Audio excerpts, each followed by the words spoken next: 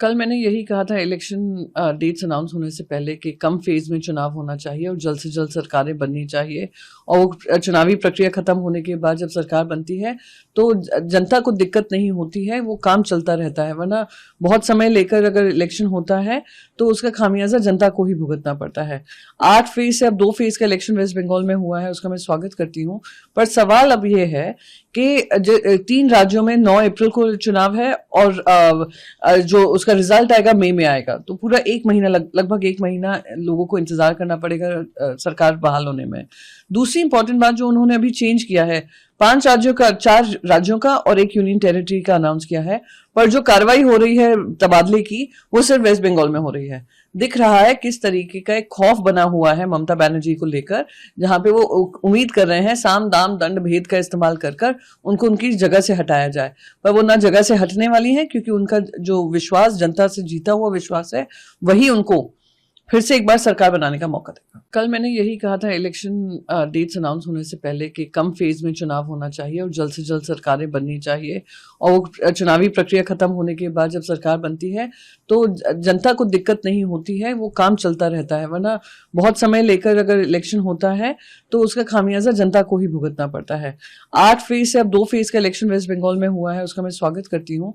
पर सवाल अब ये है कि 3 राज्यों में 9 अप्रैल को चुनाव है और जो उसका रिजल्ट आएगा मई में आएगा। तो पूरा 1 महीना लगभग 1 महीना लोगों को इंतजार करना पड़ेगा सरकार बहाल होने में।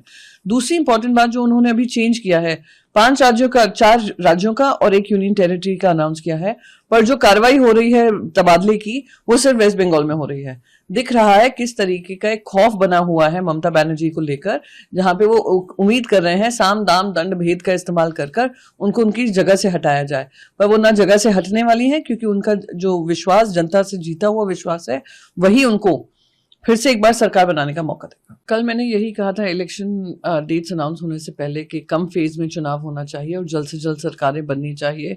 और वो चुनावी प्रक्रिया खत्म होने के बाद जब सरकार बनती है तो जनता को दिक्कत नहीं होती है, वो काम चलता रहता है। वरना बहुत समय लेकर अगर इलेक्शन होता है तो उसका खामियाजा जनता को ही भुगतना पड़ता है। 8 फेज से अब 2 फेज का इलेक्शन वेस्ट बंगाल में हुआ है, उसका मैं स्वागत करती हूँ। पर सवाल अब ये है कि 3 राज्यों में 9 अप्रैल को चुनाव है और जो उसका रिजल्ट आएगा मई में आएगा। तो पूरा 1 महीना लगभग 1 महीना लोगों को इंतजार करना पड़ेगा सरकार बहाल होने में। दूसरी इंपॉर्टेंट बात जो उन्होंने अभी चेंज किया है, 4 राज्यों का और 1 यूनियन टेरिटरी का अनाउंस किया है। पर जो कार्रवाई हो रही है तबादले की, वो सिर्फ वेस्ट बंगाल में हो रही है। दिख रहा है किस तरीके का एक खौफ बना हुआ है ममता बनर्जी को लेकर, जहां पे वो उम्मीद कर रहे हैं साम दाम दंड भेद का इस्तेमाल कर उनको उनकी जगह से हटाया जाए। पर वो ना जगह से हटने वाली है, क्योंकि उनका जो विश्वास, जनता से जीता हुआ विश्वास है, वही उनको फिर से एक बार सरकार बनाने का मौका देगा।